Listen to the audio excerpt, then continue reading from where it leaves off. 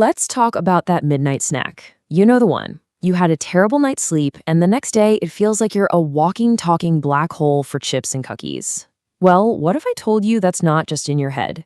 There is a deep, fascinating connection between how we sleep and what we crave. And today, we're going to solve that mystery. Okay, get ready for this.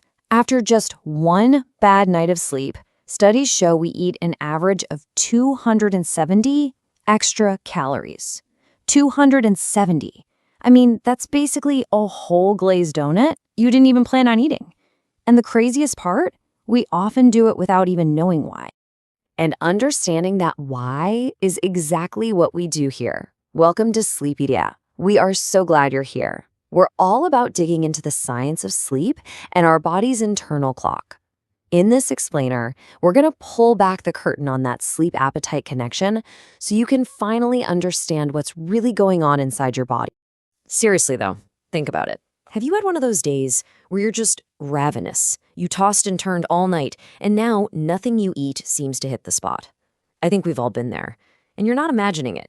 It is absolutely a real thing. And here's the most important thing I want you to hear today. This has nothing to do with weak willpower. It is not some kind of personal failure. Nope, this is your biology, plain and simple. Your body is just reacting to not getting the rest it needs. So let's just go ahead and toss that guilt right out the window and look at the actual science. All right, first stop, your brain. Specifically, we're going to unpack the powerful hormones that are basically the puppet masters of your hunger. Because when you're running on fumes, that whole system gets thrown for a loop. So let's meet the two stars of the show. First up is ghrelin. Think of ghrelin as your body's go signal. It's the little guy running up to your brain and yelling, "Hey, we're hungry, time to eat."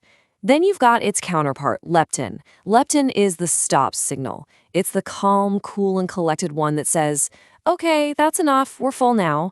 When you're well rested, these two work together in perfect harmony.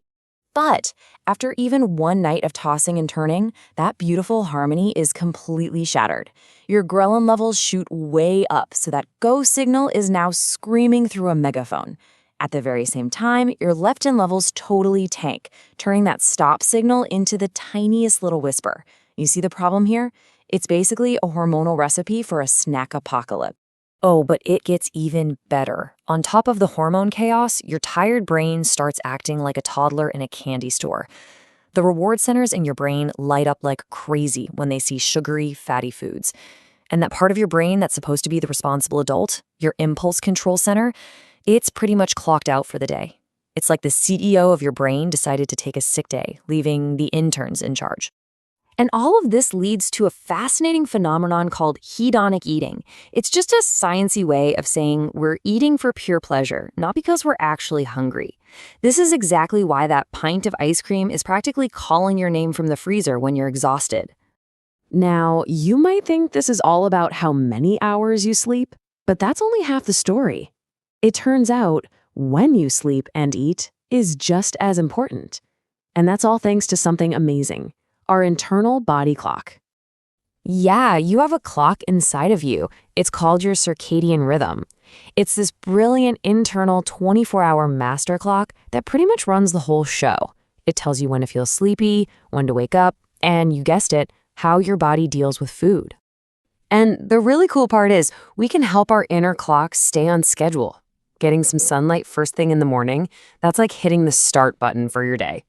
Eating a good breakfast when your metabolism is fired up, cutting off caffeine in the afternoon and dimming the lights at night. All of these are powerful little cues that keep your body's rhythm perfectly in sync. So you can imagine what happens when we ignore those cues, right? When we eat a huge meal really late at night, it's like sending a completely confusing memo to your body. Your metabolism is winding down, getting ready for bed, and all of a sudden it has to deal with this massive delivery of food. It just gets overwhelmed, which can mess with your blood sugar and tell your body, hey, let's just store all this energy as fat. Okay, so we've unpacked the science. We know what's going on. The big question is, what can we actually do about it? Well, the good news is there are some super simple, really powerful things you can start doing tonight to get everything back in sync. First things first, let's build a sleep sanctuary. Your bedroom needs to be a haven for rest. That means cool, dark, and quiet. Seriously, make it like a cozy little cave. And that last one, keeping it screen-free, that's a game changer. That blue light from your phone is telling your brain, hey, it's daytime, which is the exact opposite of what you want before bed. And you can totally use food to your advantage here. Eating more protein and fiber helps you feel full and satisfied, which is great for sleep. And try shifting your bigger meals to earlier in the day. Give your metabolism the fuel when it's most active. The biggest key here, though, is consistency. A regular meal schedule works just like a regular bedtime to keep that body clock happy. And of course, we have to talk about the foundation of it all, just getting enough sleep. That sweet spot for most of us adults is right around 7 to 9 hours a night. Hitting that target is one of the best things you can do for your metabolism and keeping those hunger hormones in check. So let's zoom out. What's the big takeaway here? What's the one thing you should remember from all of this? It's this. Sleep is not a luxury. It's not something you do after everything else is done. It's an active, powerful tool for your health. When you choose to prioritize your sleep, you are quite literally taking the controls back from those wild cravings and out-of-whack hormones. It really is the foundation for everything else. And I love this because it puts all the power right back in your hands. Just remember this simple truth. Tonight's better rest could mean tomorrow's smarter choices at the table. The work you do tonight, just by going to bed a little earlier, by turning off that phone, sets you up for a huge win tomorrow.